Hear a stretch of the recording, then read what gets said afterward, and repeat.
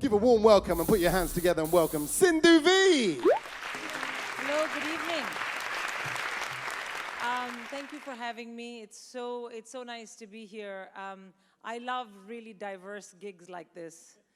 It's great fun. Okay, that's the first joke. I think part of the problem with the stand-up is I've just heard that this is a dry event. Yeah, I would have seemed much more funny if it hadn't been dry, but let's see how we go. So, I'm really happy to be here. One of the reasons I'm happy to be here is just before I left the house, I had an argument with my husband. I know. It's not that bad because I won. But you know, even when you win an argument with your spouse, you have to pretend that you're sorry. You know, it's that awkward period. I'm not sorry, I won the argument. But I was happy to leave the house and come here. And my husband said to me as I was leaving, he said, "You're not going to talk about this on stage, are you?" And I said, "Of course not." So let me tell you what happened.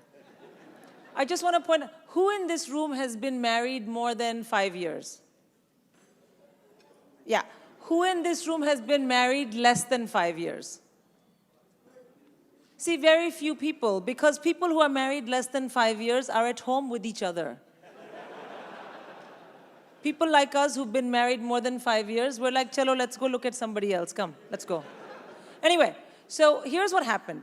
Actually, let me give you some background. I'm born and raised in India. I only moved here about 18, 19 years ago. And when I moved here, as soon as I could, I got a UK passport. Because I thought, hello, it is probably safer. And I was right. But my husband's Danish. And so he didn't bother. And so we were having this argument. And you know, now when we argue, we say whatever we want. Because really, we've been married 20 years. 20 years and 3 children later, we both know that nobody is going anywhere. You just say what you want. So we were having this argument this evening, and I got very upset. And I said to him, you know what I don't understand is why you don't fuck off back where you came from. And I have to tell you, it felt so good. It's almost embarrassing. It felt so empowering. Gosh, who knew? Who knew? And then I left, and I came here. So, but you know, I do want to make it clear that I didn't say that because I'm a racist. Of course not. I said that because I'm married. And anyone who's been married any length of time, 5, 7, 8 minutes, it doesn't matter. You know what the most important thing is. It is to have the last word, right? Who on this table is married? Right, would you agree? Having the last word in an argument is a great feeling, right? But it's also very important when you're married. Because if you want to stay married and stay happy, not the same thing always, you have to have techniques. And one of the techniques is having the last word when you have an argument. I can sense in the room there's quite a lot of judgment. I feel it.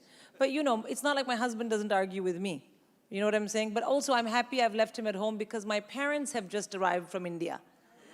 And they love him. My mother loves him because he married me. She didn't think I would ever get... In fact, the fact that I'm married is the single biggest achievement of my mother's life. She didn't think it would happen. But she's happy to be with him. He's very wonderful with them. And you know, like good Indian parents, they've come for a month. So it's going to be great fun. But you know, my mother didn't think I would get married because in India, when I was growing up, I was supposed to have an arranged marriage. And she thought it will never happen because there were some very serious obstacles, right? Number one was my complexion. Everyone knows that in India, girls are not lovely. They're fair and lovely, right? And my mother is very fair. She's from UP, very fair. She's doodh jitni safed. But my father is a Tamilian. Any Tamilians in? Any? No. Well, he's a Tamilian, and and you know, Tamilians are darker, but he's a very dark Tamilian. He's the kind of Tamilian, other Tamilians see him across the road and say, "Pah, yenna kharpa," which basically means check out Captain Midnight over there. So I have come out in the middle, and my complexion is, what do we call it in India? Or in South Asia, my complexion is wheatish. So this was a problem for my mother. The second thing was I had very big glasses, and she didn't think that was going to help me. She said, boys, people are coming. Why are you wearing the glasses? Take it off. I said, Mama, I can't see without my glasses. She says, so what? Boy is coming to see you. You don't have to see anything. You just smile in direction of boy's mother's voice. And the third, can anyone guess what the third big obstacle was? My height. I'm 5'10". You know, the average in India for a man is about 5'6". And in fact, I was telling this story once on stage in India, and I got to the bit about my complexion. And before I could get to the next bit, some guy in the back said, oh, leave it, man, what about your height? In the public. Like, they're very, so I'm 5'10", and my mother dealt with this by just denying it. Yeah, she would pick up the phone and say, hello? No, 5'10", nahi ji, nahi, Sindhu is just touching 5'7", yeah. Haan ji, we'll see you tomorrow. Okay then, okay, bye. And I say, Mama, I'm 5'10". She used to say, koi ladki is never 5'10", samjhi? And I said, but you measured me yesterday. She said, so what, we are not BBC that we have to broadcast. Let the boy come, then we'll adjust it. I never quite understood what that meant. And she used to also say to me, when boys people come, don't talk too much. You just sit like this, and if anyone asks you a question, you just say, Haji, I am a very homely girl. I'm keen for a good marriage. I said, I'm not going to say homely. It means ugly. She said, no, in India, homely means a girl who can make a beautiful home. And I said, I'm not going to say it. Look in the dictionary. She used to say, what? Tumhe English professor banna hai kya? You want to be an English professor? Are, you don't get married, ho jaogi. For all the people in the room who understand Hindi, ho jaogi 50 saal ki kuari banj dhonda. You will, and for those of you who don't understand, you will become a 50-year-old, unmarried, childless, dhonda, freaky giant. And then don't come to me and cry and say, oh, mommy, I want to have children, but I cannot because now I'm barry. What should, and I say, I'm what? Barry. When we cannot have a children, it's called a barry. I said, no, it's called barren. Barry is like some guy. And she's, again with English lecture, Are, you continue like this, even he won't come to marry you. I said, who? She said, that Barry. But I left. I didn't have an arranged marriage. I left. I came here to study, and then on and on. So my mother was delighted when I was going to get married. I called her and I said I wanted to marry someone, and first thing she said was, what do the parents do? I said, they're doctors. She was like, yeah. What does the boy do? I said, he's a banker. She's like, yeah, very good. Then she said, kahan ka hai? Where is he from? And I said, he's Danish. And my mother said, Danish? Germany ka hai? I said, no, Danish. She said, oh, does he speak French? I said, no, ma, he's Danish. And she said, shut up. Danish, they're giving me in the breakfast in America. So we showed her my father showed her Denmark on a map. She said, it's a very small country, only 5 million people. Is there a lot of inbreeding? So we said, no. Because, I mean, when you're from Delhi, 5 million is not a number of people. It's like a village, you know what I mean? But anyway, it's done. We're married. It's been 20 years, and it's great.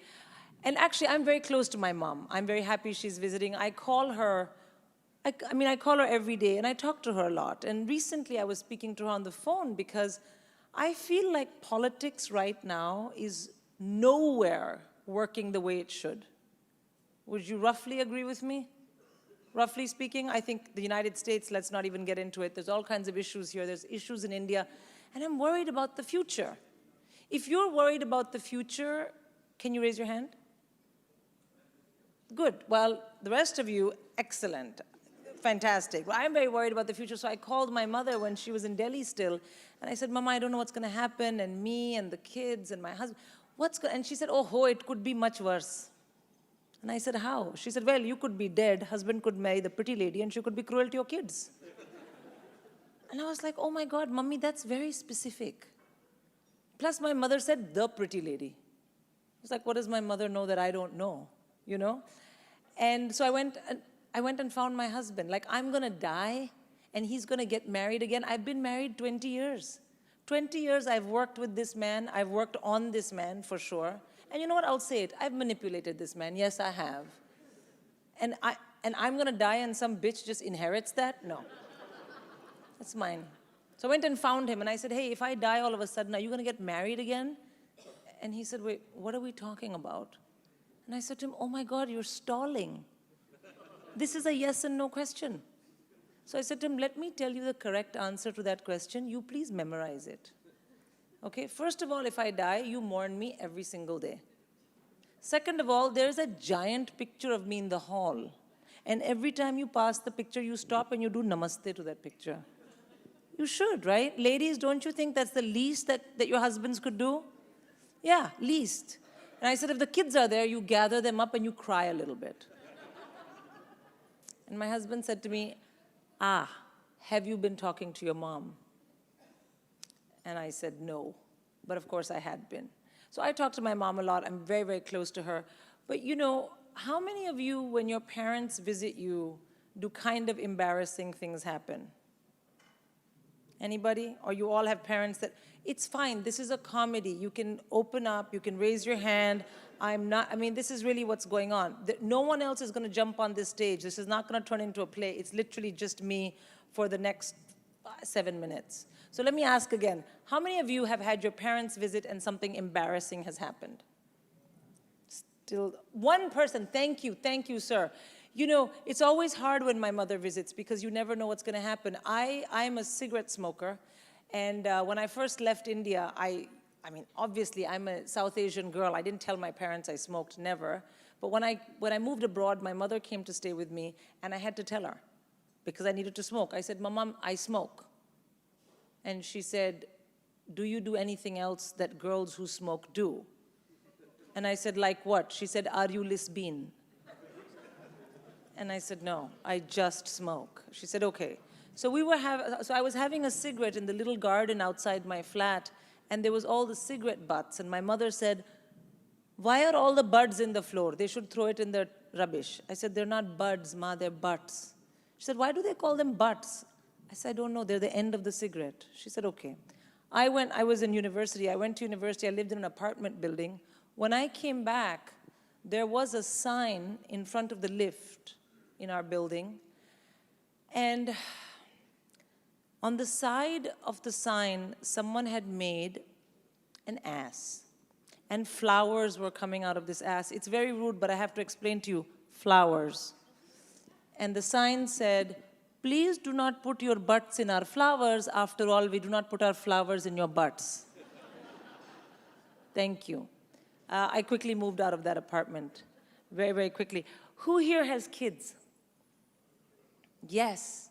Now, I have 3 kids, and it's wonderful, but I have found raising them in the UK a little bit challenging because I'm born and raised in India. So what I consider high-quality, robust, healthy parenting techniques, they're frowned upon in this part of the world. Actually, it's not true. They're illegal.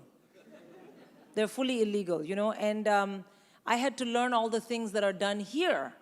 And one of the big things here with your children is you have to give them positive encouragement. Don't tell them off. Positive encouragement. Every time your child does something good, give them a star on the star chart, right? Anything. Thank you for only biting me 2 times today. Here is a star, right? And then action and consequence, the naughty step. Use that. You've been terribly behaved. Please go relax on the staircase. Because I am born and raised in India. My parents taught me about action and consequence by implicating me in their death from a very young age. You know what I mean? I know a lot of people in this room know what I mean. My mother would say things like, why are you not eating the, I don't know, pick a sabzi, lauki. Why are you not eating the lauki? Tum chahti ho main mar jaun. That's it. Everything was like that. And my Gujarati friends, their mothers were always asking them, why are you drinking my blood? Lohi pH, you know, all the time. This is how we were raised. My Punjabi friends, their mothers were always telling them, acha doodh nahi piya, main pitta jawa. I'm going to beat myself to death, you enjoy your milk. You know, this kind of thing. And we were fine, but you can't do that here because, well, I tried, and then the teacher called me when my son was 7, and she said, can you please come in? Your son has some very specific anxieties. And then I went in, and she said, the problem is every time he gets homework, but he doesn't get full marks, he says, I don't want to go home. I think my mother might be dead. So, it was kind of complicated. So I had to learn what you do here, and I did all that. And when your children are small, it's easy to manage them because they're small. This group of boys here, how old are you? 18. We'll come to teenagers in 1 second. But when they're small, they're easy. You just lie to them. They don't know anything when they're small, My daughter, she's 5, and she said, Mama, when I grow up, I want to be a mermaid. And we had to get to school. So I said, okay, that's great. You'll save a lot of lives.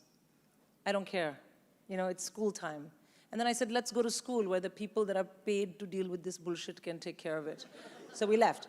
But when they're little, they're fine. But then they become teenagers. And I'm sure, and you look like a lovely set of boys, but you know what happens when they become teenagers? They start being moody, and they don't want to do what you say. Any mothers of teenagers here who agree that teenagers can be a little bit difficult? Yeah, they can be, right? And here, I cannot complain about it. You know why? Because it's not their fault. It's their hormones. Hi, bichare. It's their hormones. They can't help it. I want to tell you guys, when I was your age, if I'd ever said to my mother, I'm not doing that, it's my hormones, my mother would have said, Acha, oh, come, bring it here, the hormone, come. Come. And I would not be standing here today. And she would have had another child and raised it properly. So anyway, I have a son, and when he was, a couple of years ago, when he was 14, he came to me and he said to me, Mom, can I have 10 quid? And I said, for what? He said, stuff. And I said, what stuff? You know what he said? It's nothing bad, mate. Have any of you ever called your mother mate? Yeah, have you? Yeah. And how did she react? Was she like, shabash beta? No, she wasn't, right? No, so he said mate, and I said, I'm not saying it's for anything bad. I just need to know. And you know what he said? He said, that's the problem with you, Mom. You're so intrusive. You're all smiling. You think that's really funny, right? I didn't think it was funny at all. You're so intrusive. So I said to him, Beta, first of all, good word. Like solid word, intrusive. Why are you failing English in school? I can't understand. Second of all, do you know what it means? He said, yeah, it means you are always up in my grill. And I said, no, beta, not at all. Intrusive is you taking a shit in my stomach for 9 months. Yeah. Mate. Yeah. So, thank you. That's all the parents of teenagers feeling vindicated. I know. But he left, and I didn't give him the 10 pounds. And then my Danish husband, Danes are very nice to their children. They never say anything to their kids. Their main and only parenting technique is, darling, please be very, very, very happy. Here's some Lego. So my husband found out, and he called me, and he said, he's a teenager. Why would you say those things? You're just going to push him away. And then what will you achieve? I said, well, I'll be 10 pounds richer. So that was great. So the kids are great. I want to leave on I've been talking about my family a lot. But first of all, I just want to talk a little bit about the organization. I read up about it. I think it's wonderful. I'm not surprised that it has been started by Sam and Riz, am I right? Is that right? Am I wrong? Am I right? Yeah. I'm not surprised because when I moved to this country and I was renting, my mother's whole thing was, bhade ke ghar mein reh rahi ho. Why are you not buying a place? And I was like, it's very expensive. And then I took out a mortgage.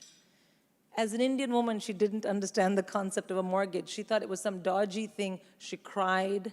And I was like, it'll be fine, mommy. So, property is a big thing in South Asia. And my mother in particular, she's very happy now because we own our house. And so she doesn't think we're going to get kicked out tomorrow. But I want to leave on something else. I've been talking about my family a lot. I will leave on this. I started with a bit of a Brexity thing with my husband, but I'll leave on this. Around the time of the Brexit vote, an English person said to me, well, you're from India, so you don't mind what happens, whether the UK stays or goes, because of the long-standing relationship between the two countries. And I thought to myself, relationship? Is that what we're calling it now? You know, 250 years of forced occupation that started in 1757 with the Battle of Plassey when we asked you to come trade and you just happened to bring troops. But I didn't say that. That would have been rude and it would have been wrong. I didn't say that. Because after all these years, I'm English. So what I said was, quite, indeed, And then I very passive-aggressively went home. But I thought about what this person had said, and I thought to myself, why did they say that? And I thought, because I don't make it clear what I love about the place I've come from and what I love about the place that I choose to live. I choose to live here, I love it. Time for me to start making it clear. It's very easy for me to say what I love about the UK. There's many, many great things. The harder thing is to explain to someone what I love about my home country, India. How do you explain it? It's not a thing, it's a feeling, right? There's a magic. How do I express this? Well, now I can express it because something happened to me recently when I was in India and I thought, that is it. That is what I miss. Here's what happened. Actually, it's a stupid question, but let me ask, who here has not been to India? Okay, good. So for you guys, this part of the story is like a live TripAdvisor. But for the rest of you, you'll get it. So I was in a shop in the middle of the day, around lunchtime, and I came out of the shop, and from behind me, this guy said, "Excuse me, madam, excuse me." Well, he didn't quite say that. I was in Delhi, so what he said was, "Hello, madam, madam, madam, hello," which is excuse me in Delhi. And so I turned around, and he gave me a little card. And he was giving this card to everyone in the market. And the card said, "Are you alcoholic?" And I was like, how does this guy know? He said, "Are you alcoholic? Don't worry, we can help. Call 9712, blah, blah, blah, home liquor delivery." And I thought, that's what I miss about India. Anyway, it's my time. You have been very nice. Thank you so much, and have a wonderful evening. Good night. Ladies and gentlemen, one time for Sindhu Vee. Love you.